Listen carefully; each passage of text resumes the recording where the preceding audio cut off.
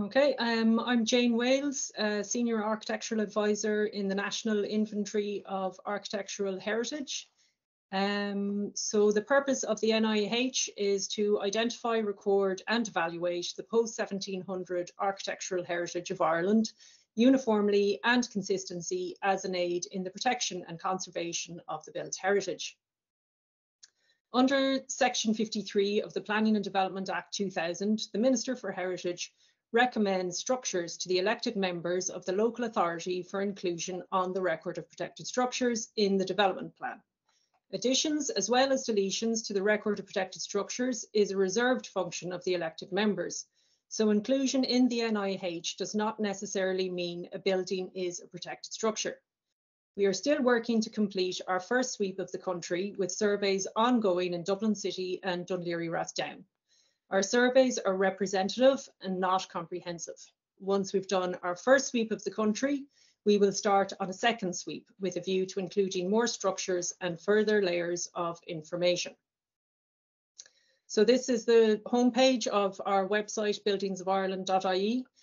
The NIH considers a diverse and wide variety of structures, such as post boxes, country houses, mill complexes, vernacular farmhouses, lime kilns, places of worship, etc.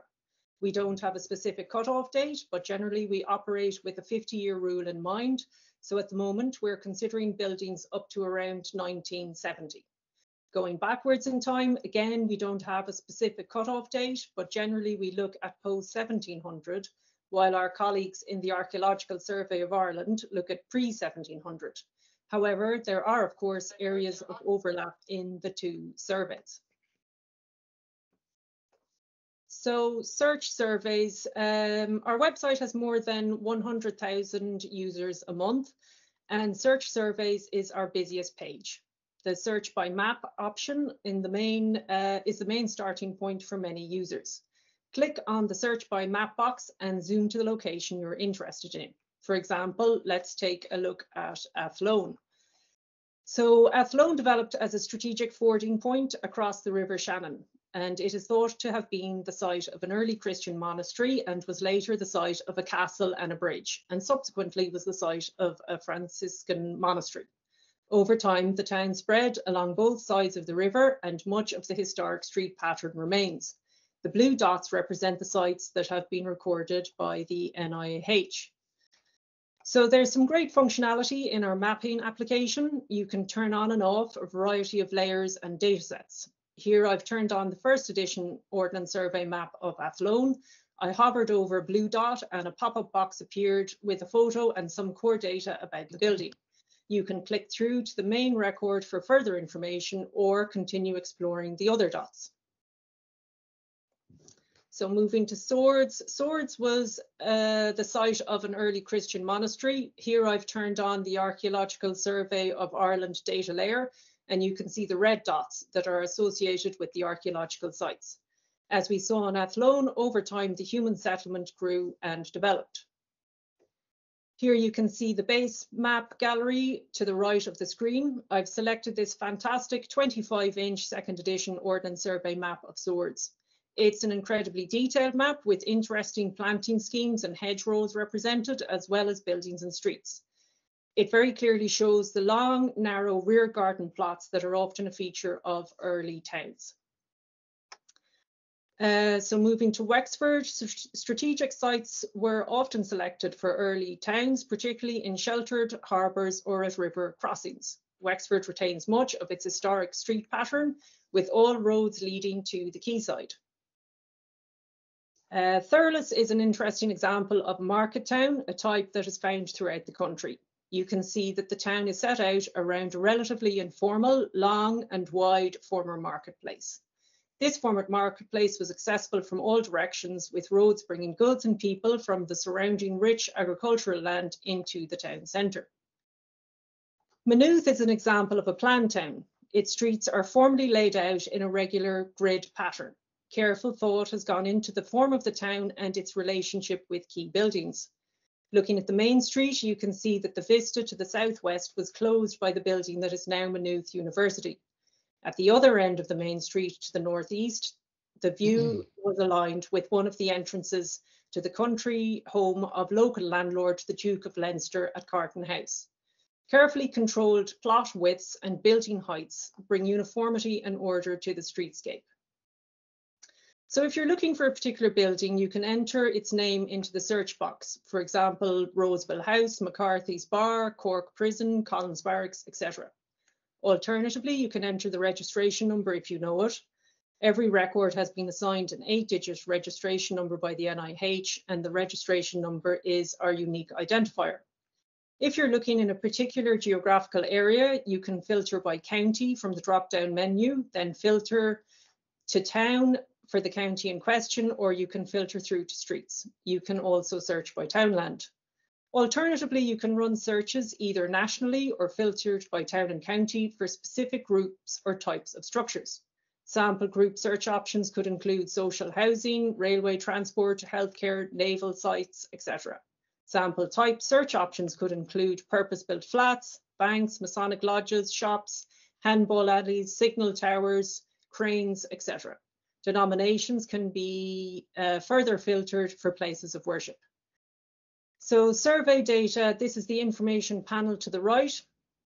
Here you'll find the 8-digit registration number, the rating, the categories of special interest, in this case, architectural, artistic, social, and technical, the original and current use, the date bracket for when the building was constructed, the XY coordinates, and the date the building was recorded by the NIH, and the date that the record was updated if relevant. So moving to our description section, for consistency, this follows a standardized set formula of the building's place in the world. So whether it's detached, semi-detached, terraced, etc., the number of bays across the front facade and the number of stories, the roof form and its coverings, chimneys, dormers, roof lights and rainwater goods are included here with the roof. And then the walls, the openings and their fittings, the interior if it's a public building, and finally the setting and context. We specifically mention historic building fabric such as slate, timber, stone and cast iron, while little information is provided for recent extensions or interventions. We want to keep the focus of the information on what is significant about the building. So then the appraisal, this is a short justification as to why the building merits inclusion on the record of protected structures. In this case, the appraisal explains that the building was built in 1783 as an infirmary by a local woman, Mrs. Walcott, for the poor of the county, and specific reference is made to its balanced, symmetrical design, fenestration, and dressed stonework. We also have a suggest an amendment button. We're always delighted to receive corrections and additional information.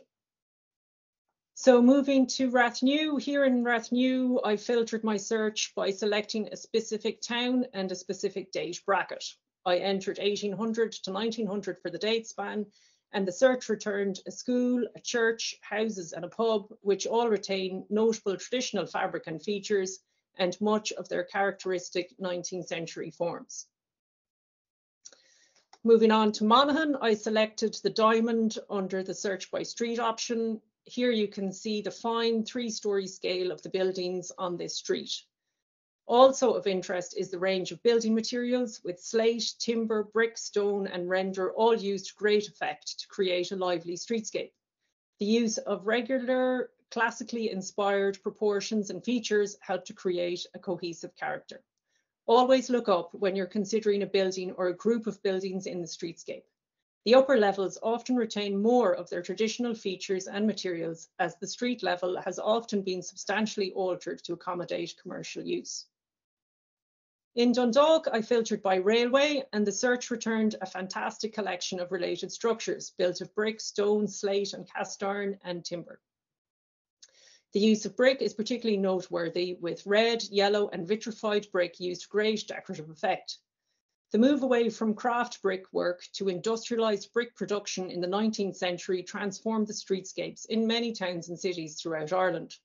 Associated with modernity and change, brick was embraced by some of the railway companies, particularly along the Great Northern Railway by their chief engineer W.H. Mills for this train line. Railway companies also used industrially produced cast iron to great effect for columns, brackets, roof structures, and of course, bridges. Moving to Ballina, again, you can see the high quality materials that were used to create a town that retains much of its traditional character. The core of the town is made up predominantly of 3-storey buildings, and the scale reduces down to 2 stories on the roads leading away from the centre. As we saw in Monaghan, slate, timber, stone, render and brick are united by the use of classically inspired proportions and details that create coherency despite the variation in materials. As transport links developed, the range of materials increased. Initially, improvements to road networks facilitated the movement of building materials beyond their immediate area of production. Improvements to inland navigation and the constructions of the canals leading to and from Dublin in the 18th century also facilitated the movement of materials. However, it was the arrival of the railway, which opened up the whole country, that really transformed much of the built fabric of our villages, towns and cities. Here in Ballina, we can see a terrace of 6 purpose-built townhouses dating to the early 19th century. The elegant arched ground floor openings and the diminishing upper floor windows are set within carefully crafted stone walls. The recent photo shows how the coherence of the terrace has been undermined by inappropriate recent interventions. So some towns have really great shop fronts. Here in Clonmel, the artistic qualities seen in both the overall design and careful craft work are reminders of the effort business owners made in the past to lure customers over the threshold. The shop fronts all use variations of the same classical architecture, which creates coherence in the streetscape. The display windows and doors are flanked by pilasters, and the pilasters support a frieze with the business name inscribed above. The frieze is often terminated at either end by decorative console brackets, some of which are simple, while others are exuberantly carved. Traditional shop fronts add so much character and historic value to the streetscape. You might want to get a sense of how a particular building compares with others of the same type in your county. In this instance, I looked at the courthouses of County Cork. You can see that the Skibbereen, Bantry and Clonakilty courthouses are stylistically very similar.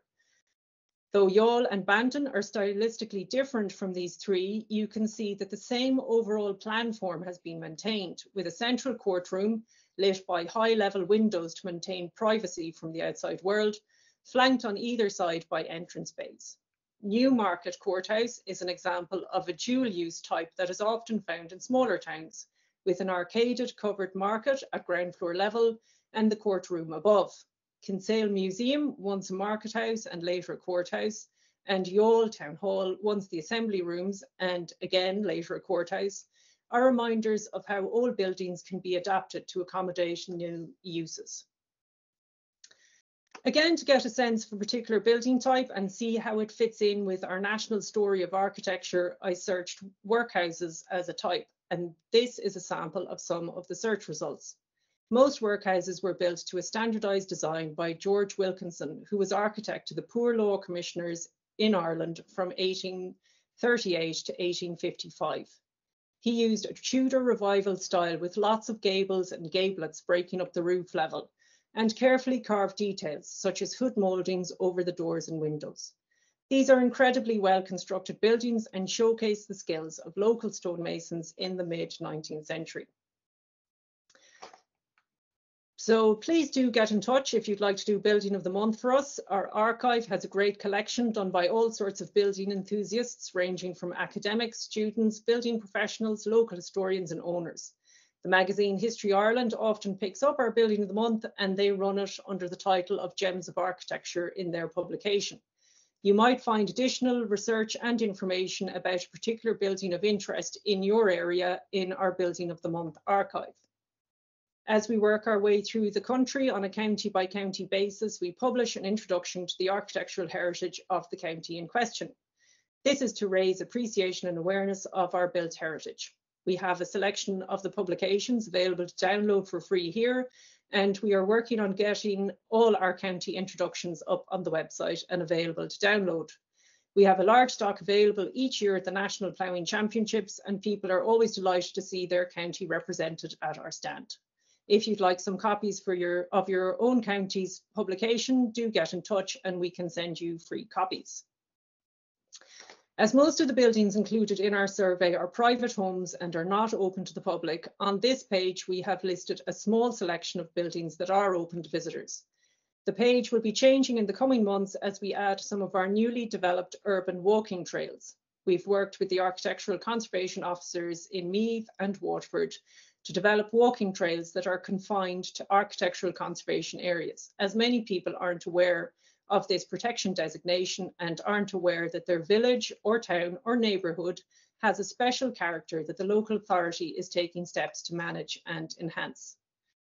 On our resources page, you can find a wide range of information. The NIH building survey data is available to download, and this data set is also available on opendata.gov.ie. The NIH handbook is also available here, as is the Architectural Heritage Protection Guidelines for local authorities. The Department's advice series is also available to download. You can find guidance here on ruins, thatch, windows, roofs, places of worship, iron maintenance, access, paving, and disaster management. The FAQ section is a handy overview of the NIH and RPS, and we often refer building owners to this. We are always keen to receive feedback, updates and suggestions. If you'd like to make contact, please email nih@housing.gov.ie. Thank you all for listening. Thanks everybody for attending today. My name is Pierangelo Cacciotti. I am an architectural advisor with the National Built Heritage Service, and my presentation will focus on conservation approaches and best practice in the context of the Thrive funding program. Just to start with a bit of policy context, there are some key policy documents that I would like to refer to. One is the Town Centre First policy, which contains at Appendix 8 instructions or information about how to carry out an analysis and appraisal of an historic context. The sustainable residential development in urban areas, which contains, again, information about historic character assessment. It contains a heritage policy, which is integrated throughout the document, and also information about infill housing within an historic context. Another very useful document is the Historic Town Initiative framework, which really contains a step-by-step guidance for heritage-led regeneration plans and also pilot projects, showing how that has been implemented in some cases. Other key documents for starting to approach conservation project within an historic environment or for an historic building is the Architectural Heritage Protection Guidelines, which you can find on the NIH website, which really contain all the principles of conservation and also all the principles of conservation and general guidance also applying for architectural conservation areas. So not only at the scale of the building, but also at the scale of the town, of the village, etc. Then there is, again, available online a framework and a principle for the protection of archaeological heritage. And as we were mentioning before, on the National Inventory of Architectural Heritage website, there is as well the advice series, which contains detailed information on the conservation, repair, interpretation, etc., of parts of buildings, of specific buildings. So it is a focused, small-scale guidance. Just to put a bit of context that has been mentioned already by Patrick, the Thrive funding program provides two strands. One is strand one, which is basically looking at a larger scale approach to create integrated urban strategies using the Town Centre First framework to identify projects of adapted reuse that will reduce vacancy and dereliction within town centers and identify and prioritize a project to make them investment ready for additional potential funding. So strand 2 is that focused on the small scale, on the building scale, and is supports adaptive reuse of heritage and urban regeneration in the town centers to reduce vacancy. So it's focused at projects that have already done some of that work already.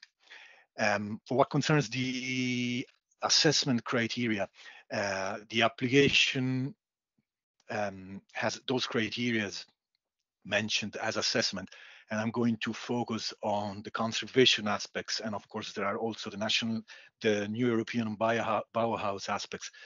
So strategic, what it mentions here is place-based approach, collaborative and place-based approach, and I'm going to go into a bit the place-based idea a bit later. Relevant, that foster cultural heritage in urban area and tackles vacancy and dereliction. Impact, place-based again and sensible to the cultural context and attractiveness of the built environment, and that integrates conservation and regeneration planning and delivery. So the capacity to deliver high quality conservation planning, and of course that it's kind of relating to the team behind the proposal. Just to go into the conservation principles that apply at all scales, at the building, at the town's scale, etc. It's a very large topic, but I'm going to mention just 2 or 3 words in a way that sometimes are also interchangeable, or in a way they there is a gray area between one and the other, so there's not a very definite boundary between those words. The key principle that I would like to talk about is the principle of minimum intervention when we are dealing with a conservation project. So in other words, to do the minimum possible to unlock the potential of that building, or to reach what kind of objective we have set for us, but with a minimum intervention. So that can be also maybe explained or understood as soft intervention if we're talking about towns, if you're talking about villages, because like we are trying to conserve what we have in our mind as quality, the quality of that space, which is already there. It's intrinsic in its architectural form, built form, buildings design, cultural heritage that forms the town or the village or the landscape. So in other words, minimum intervention is efficiency of intervention, the smallest possible intervention to unlock that potential. I have now few photos just to go through some of those of that terminology. So conservation, in at the top right you have an exhibition space which is in Venice, and as you see here, the minimum intervention meant that few lights have been put in, floor, maybe services, maybe conservation and consolidation of the plaster of the roof, etc. But it is the minimum possible to get that building used, and by doing that also we are conserving everything as it is, including the absence of plaster, because that is showing the way this building was used. This was they were building boats, ships in here, so there was the plaster was taken off by the historic work. So it adds a layer of significance to the experience of visiting that building. Then we have Christ Church Cathedral, and that's going into the term restoration. And Christ Church Cathedral is an example of 19th century idea of restoration, which was trying to eliminate all those elements that would not be consistent with the idea of what the building should have looked like originally. So in that case, it was restored to a Gothic ideal, by eliminating additional layers, later layers that might have, so that Gothic ideal might not been ever existed. There is another example applicable more to a town scale, which is top left of the image, and is in Inishannon in County Cork. Again, is a restoration in this case as well, because we are looking at sources, photographic sources, but also maybe example within the same town that are historic examples to bring back the facade treatment, the windows, the rainwater goods, etc., etc. And in this case, also there is additional infill housing at the back developed, but that immediately lifts the whole streetscape, and let's say the authenticity of their intervention is guaranteed by the fact that there is a research done before of reliable sources. Then reconstruction, in this case, is St. Mel's Cathedral, and this is basically based on the information, bringing back exactly what it was there. This is a bit of an extreme case, just to show the idea. And again, how do we give authenticity to that reconstruction? By making sure that the techniques that we're using for reconstructing, for rebuilding, are techniques that are and materials that are compatible with the building, but also compatible with the way that building has been built originally.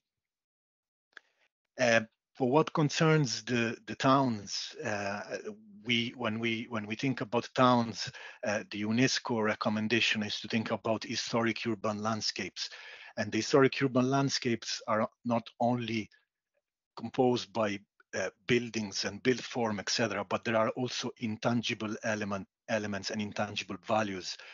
And in a way, the historic urban landscape does not stop where the boundary of the town is or where the buildings stop, but it encompasses even, like, let's say, that buffered zone, which is between what is urban, and by urban we mean not only the city, but towns and every agglomeration, and what is rural. So there is a kind of a transition area between the two, and that in a way it's part of the understanding of the town or the village that we are looking at. When we are working with a building or an historic place, the key question, and that goes back to the place-based idea that we were talking about earlier, is about the genius loci, or the sense of place, or the spirit of place. So it is about understanding, defining, putting down on paper what that sense of place is, what are the key components of that sense of place. And around that rotates then, or revolves, all our intervention in that space. So generally speaking, conservation projects have 3 steps: analysis, synthesis, and project or vision. So in the analysis step, you have a survey, and the survey is drawn survey of form, materials, conditions of buildings, historic development, etc., and whatever is considered relevant for the understanding of that place. And then, as a consequence of that survey, by looking at it, we can define what are the heritage values of that place or of that buildings, or that building. So what constitutes heritage? What is the significance, and what is at stake? In other words, what could we lose? And also, what are the opportunities that space presents? And once we know that, we have a solid basis on which to intervene, and on which to create a vision and to create projects. And that way we know that we will avoid any arbitrary decision, because we know what we want to keep in the future. And then, of course, we can make decisions based on the principles that I was talking about, to conserve, to restore, to enhance, to transmit as it is, etc. As part of this process, it's important, I think, to mention the fact that design teams are very important, and the design team, the in-house design team, is it in a way where the genesis of the process is, and of course it can be composed by the town regeneration officer, the town team, which maybe there's planners, there's the architecture conservation officer, heritage officer, archaeologists, biodiversity officer or ecologists, architects, engineers, etc. And then the key action is to devise a brief, and then maybe, if necessary, there will be a consultant team of consultants that have experience in intervention in the historic urban landscape, and this could include archaeologists, architectural historians, architects, engineers, and quantity surveyor. Just to show one or two examples, for example, this is a leaflet which has been developed for heritage towns of County Donegal to build capacity and momentum, and to use heritage as a point of connection with town communities. Another example is the Ramelton Audio Heritage Tour, which is again to raise awareness and to create cultural engagement. And Jane has also mentioned the NIH, which is developing ACA walks and trails. There is along the lines of these documents. So I'm going to show one example, which is Ramelton in County Donegal. And I have extracted some information to show those 3 steps that I was talking about. So the first step is the survey, and there are a lot of sources there, and the historic environment viewer is one of them, key of them, showing buildings that are on the NIH, showing monuments, but of course then the development plan with the protected structures, architectural conservation areas, etc. In the case of Ramelton, for example, the town had been divided into character areas. So on the basis of those character areas, a detailed survey has been carried out. So sources, iconographic sources, can be paintings, it can be photographs, maps, historic maps, and then a walk around the town, identifying all those surviving elements that could be also inspiration for the project, and understanding how they are built, the materials, etc. It's all part of the survey. Then distill all that information on plan with drawings, etc. In this case, they went through the typology and the use of different buildings. They went through the condition of each building, derelict, non-derelict, etc. And then the heritage values. So key buildings that have special value from an urban, architectural, historical, and archaeological point of view, and they have defined the significance under those headings. And then, of course, once that background work has been done and has been understood, we can move forward and make a vision.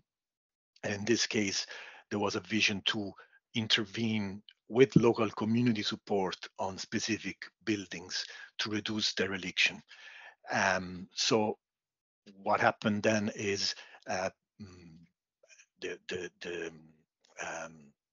basically a contractor under one contract was appointed through a tender process, and those buildings that were identified, or some of those buildings, I think in the order of 14 buildings, were addressed and were restored in a way using a kind of a creative repair approach. So we can see some examples here that resulted in the removal of vacancy, dereliction, and a renewed pride in the place. And there are videos online also showing a bit what the reaction of the local community is to this project. Just to give some other examples, again in Ramelton on the right-hand side, there is a building that has been refurbished and very successfully. On the left-hand side, there is a plan for a series of villages that has been developed in Kinloch, in I think is County Leitrim. And in this case, it's not specifically heritage-led or heritage-focused, but I just want to mention the way they have worked at different scales. So they've done their work and their analysis at different scale, at the regional scale, at the local scale, and at the village scale. And it is important in a conservation project to think about the landscape and to think about the more let's say intermediate scale, and then to think about the scale of the town or the scale of the building. Of course, the experience in Ramelton started with a grant from as part of the Historic Town Initiative, and I think this is a kind of a key experience that is there, and it's available online to understand. Basically, to have an example of an heritage-led conservation plan for a town. Also, of course, the reduction of the reliction, the repair, etc. It's not only, from what concerns the Thrive application, it's not only reducing the reliction, but it's also linking to the New European Bauhaus principles, because they are beautiful, sustainable, and inclusive. So the fact of reusing a building, it's positive from also the point of view of carbon reduction. So reuse, make the building perform better, and utilize that embedded carbon there is in that specific building. Thank you very much for your attention. That's great, thank you. So as been explained, there are two strands to this new funding, and what I'm trying to do this afternoon is show you how the New European Bauhaus will support and I suppose embellish the ideas of working with heritage. And I suppose there's working with heritage and reducing vacancy and dereliction, but also promoting ideas of good repairs and buildings, all fit very well with the New European Bauhaus, which is about beautiful, sustainable together. So I'll explore that a bit more with you. And as Pierangeli pointed out, there are the assessment criteria, and specifically in the impact, the compatibility with the New European Bauhaus, its values and its principles are considered. And the values and principles I will go through with you, but the main point is that where they're present and where they're working together, that you end up with a transformative project, and ultimately you create a cultural shift, or you bring people to think about their places in a more sustainable way for the future. And then, as with the delivery, the presence of good guidance and expert inputs all contributes to your application. These are resources that sort of work together, both from the New European Bauhaus side of things, but also from the National Built Heritage Service, and they complement and support each other. These are included in the Thrive application form, and I just want to touch on some of these toolkits with you, that the New European Bauhaus toolkit itself, the compass, and different guides for working with different community engagements. And of course, heritage, we see it through our research and work in National Built Heritage Service, that is an important channel through which people can understand, interpret and engage with many aspects of climate change, including impacts, mitigation and adaptation. So the context for the New European Bauhaus is with the development of the first European architectural policy, and this took place during COVID. And the idea of a European architectural policy is that Europe sees itself as having to do a transformation towards a carbon neutral continent by 2050. And to do that, the focus on building awareness of high quality architectural responses to the places we live is a very important part of all of that.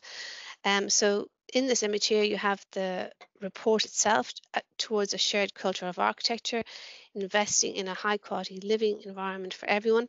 It's online, it has a summary, and it has in the main document a set of 74 case studies which inform this way of thinking from across Europe. And I have to say that this image is from Clonakilty in Cork, which was selected as an exemplar for Europe as a practice or as an approach at a local level to enhancing the environmental qualities of a town for the benefit of everyone.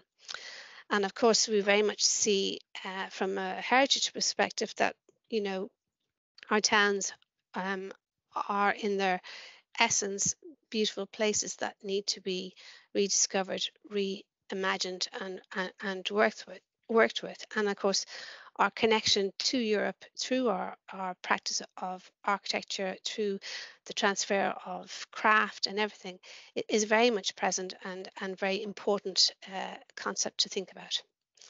In the shared culture of architecture, there were 8 categories or principles about evaluating what's a high quality architectural environment, and I just draw your attention to them because it's a tool that was part of the process that we produced in this publication. It's a tool that you can work with at a town level or at a project level, but it would also help you identify where maybe you could enhance a project, or maybe when you're developing a brief or a plan, you know, what elements you might want to spend a bit more time or focus on so that you have an overall good project. So this publication was seen to make a major contribution to the implementation of the new European Bauhaus, and I recommend it to you for your consideration. Also for reference is absolutely just hot off the press, this knowledge and advocacy hub produced by Europa Nostra, who are very much embedded with the new European Bauhaus values and principles.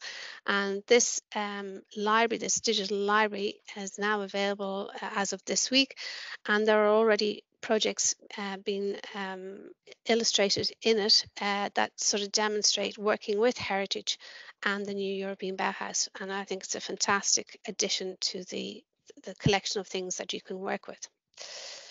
So this is the new European Bauhaus. As I say, its real focus is to make this transition towards a sustainable society. Europe recognizes that it produces a lot of law and policy and hands it down to be implemented, and they realize to accelerate this transition and to make communities part of the process and to empower society in general is that they needed a bottom-up initiative to go with the top-down approach. So this is what the new European Bauhaus is, and this is where you get the ideas of the interdisciplinary and participatory processes, and with the fixed goal of a beautiful, sustainable future together, essentially. So there's a lot of information online. That's the link to it at the bottom of the page. And I suppose I'm going to have to say to you that it takes a bit of reading to get your head around, but what is wonderful about it is it's a very thought out, very well produced set of ideas that you can engage with. So the first guidance document that is recommended to you is the compass, and the compass is developing these sort of almost like a shamrock which is the yellow, the green, and the blue, and it's how, you know, the beautiful, the sustainable, and together is brought as the values, and then the processes that are involved in that. So as I say, when these all come together, the values and the principles, you get the transformation. And why they show different intensities of, so say if you look at the yellow circle, you have an outline, then you have a lighter yellow, and then you have an intense yellow. This shows levels of ambition, so that you know your initial project might only just have the outline of a circle, but as the project develops, you can maybe focus on maybe greater sustainability or maybe greater participation, and at the end of the project, that this compass will show what you've achieved. So here's the example of, you know, ambitions, levels of ambition on, say, together, or perhaps I'll look at sustainability, which is very much kind of aligned with the regeneration and reuse of buildings. You know, repurpose. To close the loop is about the circular economy. So we're talking about craft and traditional skills, recycling materials, and then to regenerate is to sort of bring buildings back into use, maybe to revive craft and skills, etc. So sustainability is many things, but is ultimately, you know, pointing towards climate change action, zero pollution, and of course benefiting biodiversity and its an improvement. And here's an example of the sustainability value and how you might think about that. This is an idea from the Danes. You know, how can we prepare our communities and local infrastructure to make them more climate proof? And the image at the top of this shows, you know, an enhanced landscape that possibly would have been very much impacted by flooding in the past, but now it's actually been designed so that it can actually, you know, take flooding, manage it, but in the interim, it can be used as amenity space. It can be used for biodiversity. It's a strategic part of infrastructure to that place, so that the local community benefit from it, not just from the flood relief design, but from the fact that it is an enhanced facility and an amenity. And I suppose it's trying to, what the New European Bauhaus is trying to say is, you know, just don't come up with just an engineered solution, but come up with one that includes the community, nature, and generally benefits the town or the place that it takes place in. The participatory process, as I say, this is the sort of the inverted Y, and you have different levels of ambition in that. So say the participatory one is, you know, maybe you just consult, but then you actually develop a kind of an event that you might start to co-develop ideas with the community, and then that ultimately hands over and becomes something that a community helps deliver themselves. So you know, it's a very well thought out structure to the process. I should also say that there are 4 key themes of the New European Bauhaus, and the reconnecting with nature is the greatest and most prioritized. So a lot of the projects that you'll see coming through the different guidances and stuff will have a focus on nature or greening, but it also is about enhancing sense of place, prioritizing needs that communities have raised. And if NEB likes nothing better than a problem and solving it with a community, and then piloting it, and then producing it at a scale that is impactful, and of course recycling and all of those things as well. So here's an idea of how the working principles come together. So, and the top of my screen on the top left-hand side is a sort of a situation that we might be familiar with in Ireland, a big empty former institutional building and a landscape with it. And through the processes, the participatory processes, and with the values of the new European Bauhaus, you end up with a vision being produced that sort of considers this landscape as a place that can enhance the well-being of the community, as a mindful park, as a recreational place, as somewhere that maybe manages water better or stores water and is cool during the summer, as a garden that maybe talks about dealing with biodiversity, etc., etc. So these are all the concepts that end up in a new European Bauhaus project. This is the toolbox, which is a second set of guidance on the new European Bauhaus, and it really sort of focuses on 20 place-based projects. So it's ideal for towns to look at, and it shows how projects have been developed and worked up and implemented, and there's a lot of learning in all of that. And you will see specifically it has identified the renovation of existing buildings and public spaces in a spirit of circularity and carbon neutrality, preservation and transformation of cultural heritage, adaptation and transformation of buildings for affordable housing solutions, regeneration of urban or rural spaces. So these are all super helpful projects to look at and to think about. And then as with Pierangelo's presentation, there's sort of steps, identification of the project, exploring what's included in it, and then the refinement of the project, as I say, and through the various levels of ambition.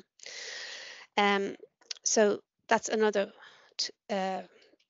new European Bauhaus tool to work with.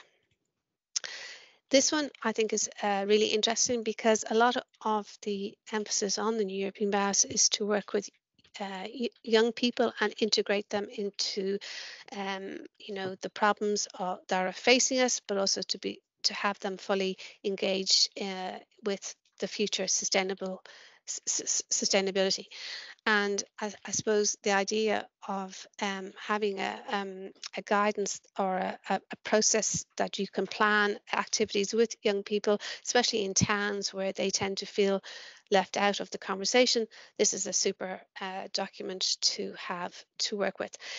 They not only show the actual process and how they've worked with students and young people of all ages, but they also have a very interesting output of the work that was done, and is beautifully illustrated using the projects produced by the students themselves. So I just wanted to sort of say that we're not building from scratch here. We have a lot of things that have already happened and in Ireland, and I suppose the thing is to sort of build off existing practices and to be learning and evolving the whole time.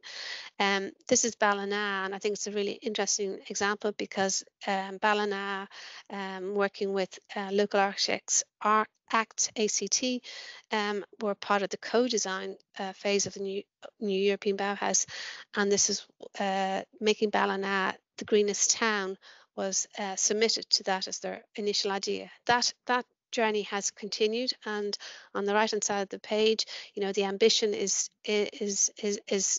working at all different levels about greening the town. There's a digital tree planting scheme.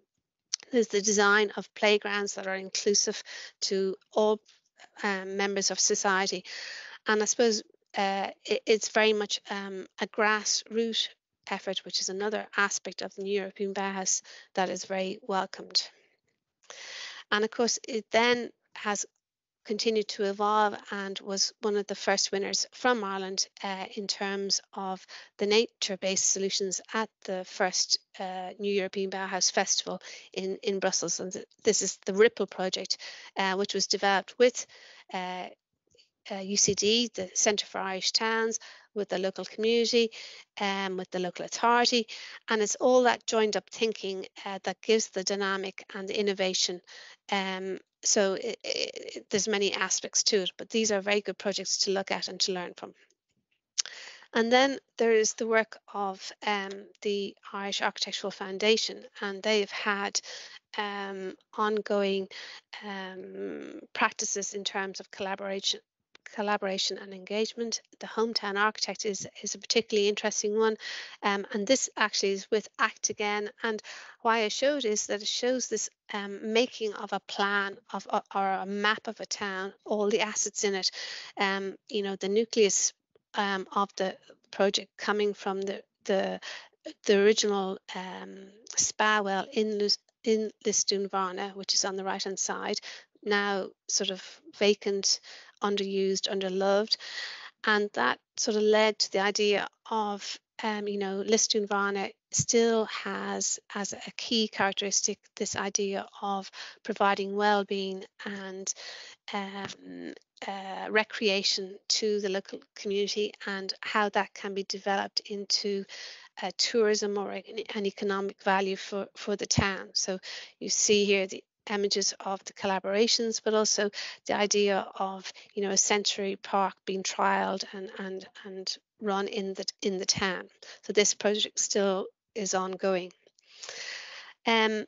This one is another project with IAF, and it's very interesting in terms of they were working with the Just Transition in the Midlands, and it's this participatory process with a community that is under transition to a new future. It's the Workers' Village, Bordnamona buildings, and you know, what is the future of the bogs and how they are going to how I say exist and work together into the future. So a very interesting tourism project has developed from that, and other how I say outcomes from the project. But the Bog Bothy project is the one that they are continuing with at the moment, and that will be part of the New European Bauhaus Festival this year. Other practices and approaches, of course, are present with our other official partners. I should have said that the IAF is an official partner of the New European Bauhaus in Ireland, as is the RIAI. And RIAI, in the magazine on the left hand side, which is online, has a lot of information about town plans, working with tidy towns communities, and how all these ideas of the New European Bauhaus and sustainability are being brought into plans, but also the idea of creating high quality built environment for everyone. Old Town New Place up at the top right is a film that was made about several towns and the practices that they have already undergone, and gives examples of heritage and how it's been transformed, how old infrastructure has been renewed and extended. And in the image below, this is the Mount Rath, and the project illustrated here was with McCullough Mulvin Architects, which were examining how a town could be reinvigorated by incremental infill and literally turning on the lights and getting people back living in the town, working with its existing buildings and putting back key landmark heritage buildings. And another example of this idea of working with creative communities and bringing them together to create a momentum about problem solving was the Housing Unlocked, which was working with architects to solve problems of towns like vacancy, like reuse, like infill. This was a brilliant project put together by the Irish Architectural Foundation, and its information is available online. And then in terms of heritage itself, I mean, Dublin Civic Trust have done extraordinary work in terms of cataloguing the return or the rehabilitation of a building that was so concealed by poor alteration, but also building a website of information and of practice and expertise, and also providing ongoing educational outreach for people trying to repair and work with historic buildings.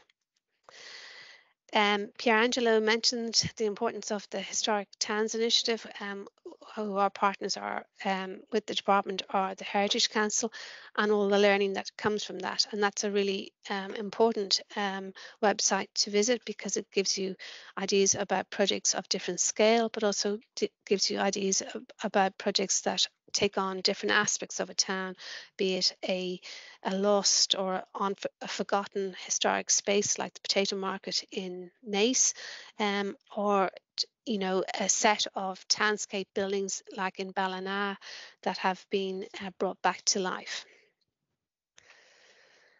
And the New European Bauhaus really is, it's about not just inclusivity with communities, but it's also about bringing in the creative spark into the narrative, into the working, into the collaborations that take place. And this is something that the Arts Council have very much championed in the past through the National Policy on Architecture. These are examples of them working at different scales in terms of the Venice Biennale, looking at the islands around Ireland and as laboratories for climate change, but also looking at town levels or at landscape levels, so that creating new ideas or perspectives on how to problem solve and how to work things out. And here's another great example from Creative Ireland, who've been very supportive of the towns and bringing creative thinking into the equation about how we can problem solve. And here on the left hand side, you have this extraordinary art installation about trying to inform people about the reality of climate change. Here's a sort of fluorescent strip on a building showing how water level will rise over time if we don't take action, or a different course of action. And on the right hand side, we have this extraordinary project about working with traditional skills, making buildings more climate resistant. And that's a wonderful video to have a look at. So I recommend that to you as well for ideas. So as Pierangelo said, we now have a very different policy context for towns and their heritage. We have the Places for People, which is all about high quality architecture, working with what we have and repairing it well, embedding the idea of beauty and sustainability. But also we have heritage guidance for infill in the sustainable residential development guidelines. Town Centre First very much has heritage at its core, and as Pierangelo said, the Historic Towns Initiative available on the Heritage Council website is a very important framework for towns and working with heritage. At this stage, I just wanted to sort of maybe illustrate what strand one could look like. As Pierangelo demonstrated, there's different scales and different ways of maybe preparing a plan that you might think about. This is a plan from Ballina, working with buildings that have been identified as being vacant and derelict. I think Jane showed it as well. But this was a plan put together for the Historic Towns Initiative with the Conservation Officer, and it has sort of mapped, progress over time, prioritising buildings and bringing them back to absolutely transform the town centre. But here's an alternative approach. This is the last historic building in Ballymun, which is known as the Boiler House, and it's a really wonderful project in the sense that it's the Rediscovery Centre at the National Centre for the Circular Economy. So this is about training local people about repurposing and recycling materials. It's as I say, here's the Boiler House, chimney still in place, but it also has this wonderful engagement with the natural environment and the enhancement of biodiversity. So this is a building that's really about education and bringing people along with it. Here's a lovely example of a community engagement in an assignment from Helena McElmeal Architects. And I think it's a very concise way of showing community feedback, but also how that might look on the ground, how the focus has been on reconnecting with nature, well-being. It's a very strong, visually presented project. But then there are larger problems and different ways of working. This is a design review process that would have been considered an exemplar at a European level as a way of working with a town. This was led by RAI with the Bantry Bay Port Company and the local authority, and it was about looking at, what was the future for Bantry. When people's work habits have changed, sustainability issues are now in play. So it's all about making careful interventions at the town level that address traffic, that address amenities, that address reuse of buildings, etc., etc. And this is a wonderful report to read and to have ideas from.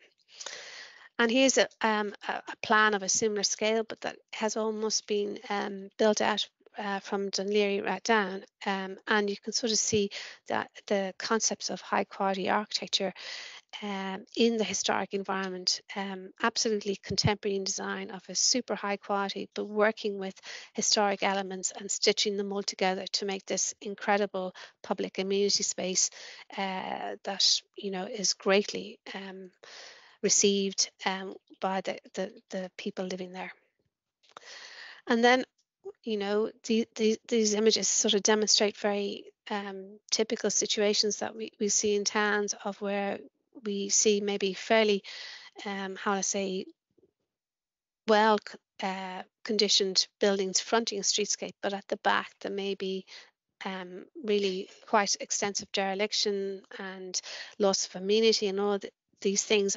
And this is an area that we really have to tackle, because if we want people to move back into towns, we really need to imagine what these spaces can be and how we can work with existing buildings and how we can infill in a sensitive manner to give really good quality housing, but sort of transgenerational housing, diversity of housing.